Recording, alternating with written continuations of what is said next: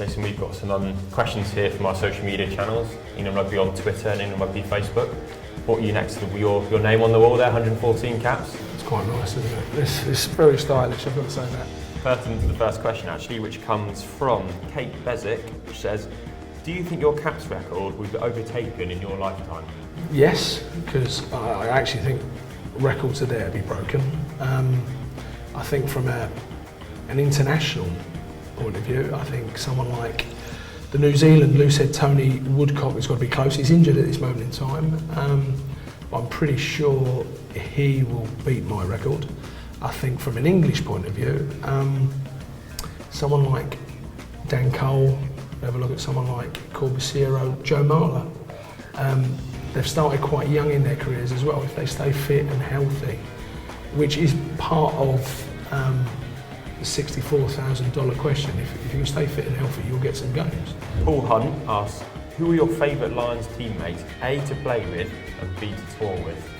Play with, I would most probably say the Lions of, a number of Lions tours, but I would say Scott Gibbs and Jerry Gaskell. I think when you saw them as a centre partnership, you always thought, we've got a good chance of winning the game here.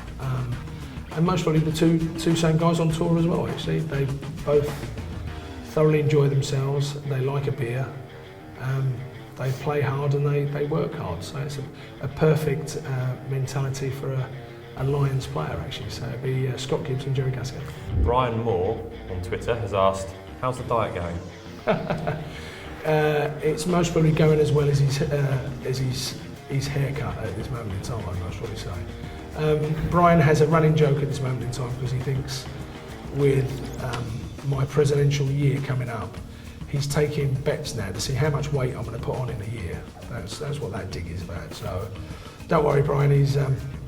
I'm sure you'll be good for the money that you're going to earn out of that. Jason, Ron Cook wants to know, what did you think of the referee in the World Cup final in 2003?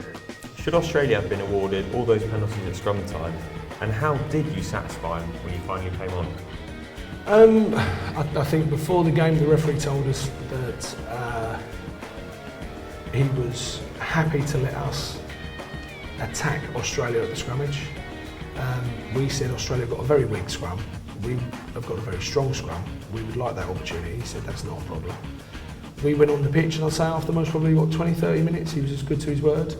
But I think something happened around about 30 minutes mark and the penalties then started going against us. And it's very tough for the players at that time. You've got a lot of noise in the stadium, there's 80,000 people watching you. You've been told by a referee that you can just take Australia to pieces in the scrum. We kept on trying to do it where we should have listened to the referee a little tiny bit more. And he was telling the players, I remember on the ref link at one point he said something like, guys, you've got 85,000 people in the stadium here. They haven't come here to watch you scrummage, they've come here to watch a game of rugby. So you can see that he sort of, I wouldn't say he went back, but he just wanted to see a more open game. And I think the red mist had come down with our guys.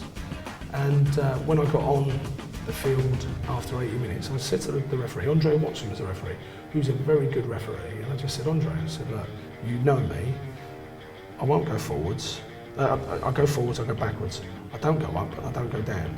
Because a lot of the scrums were wheeling, a lot of the scrums were collapsing, and that's all I said to him. And I turned around to the England players, I said, look, we won't even push on our ball, ours and theirs.